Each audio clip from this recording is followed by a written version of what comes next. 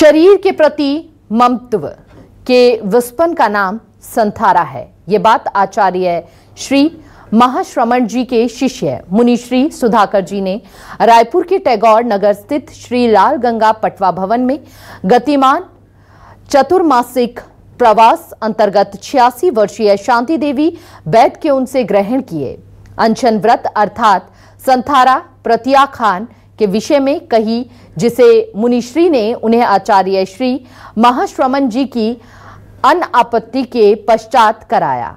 विशाल जन्मेदनी के मध्य परिवारजनों की अनुमति और संघीय संस्थाओं के उपस्थित पदाधिकारियों की साक्षी से मुनिश्री सुधाकर जी द्वारा आपको बता दें कि रोमुत्थोण एवं गुरु मंत्र करते हुए शांति देवी वैद को पच्चखान कराया गया। राजधानी रायपुर के पटवा भवन में जो है जैन समाज के द्वारा एक सभा आयोजित की जाती है और आज जो सभा थी वो प्रदूषण मंत्रण थी और इसके सानिध्य हैं सुधाकर मुनि जी। अलग अलग तरीके से सभा आयोजित होती है और आज सभा में देखा कि एक महिला ने जो है 31 वर्ष के तप के बाद जो है आज जो है अन्न जल त्याग दिया है। आप भी सामने थे, किस तरह से देखते इस पूरे कार्यक्रम को, क्या मैसेज देना चाहते? जैन धर्म में पर्युषण महापर्व की साधना का बड़ा महत्व है। पर्युषण शब्द का अर्थ है आत्मा में निवास करना। इस महापर्व को भौतिक पर्व नहीं माना जाता, सामाजिक पर्व नहीं माना जाता। ये एक आध्यात्मिक महापर्व है जिसमें आत्मा को देखना, आत्मा को जानना, आत्मा को पहचानना और आत्मा अनुमुख बनने की साधना करना इस पर्व का लक्ष्य है।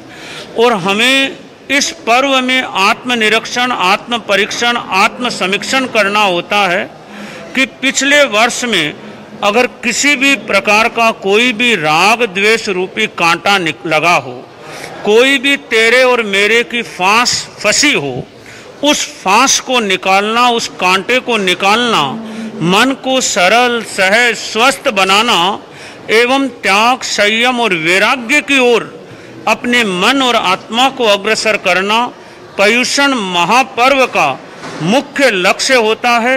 पर्युषण महापर्व में प्रत्याख्यान की साधना की जाती है, प्रतिक्रमण की साधना की जाती है, प्रवचन के प्रति भी लोगों में विशेष आकर्षण रहता है और पर्युषण महापर्व में तप के साथ साथ में जो श्रावक का एक व्रत है पोषद व्रत की भी आराधना विशेष रूप से की जाती है।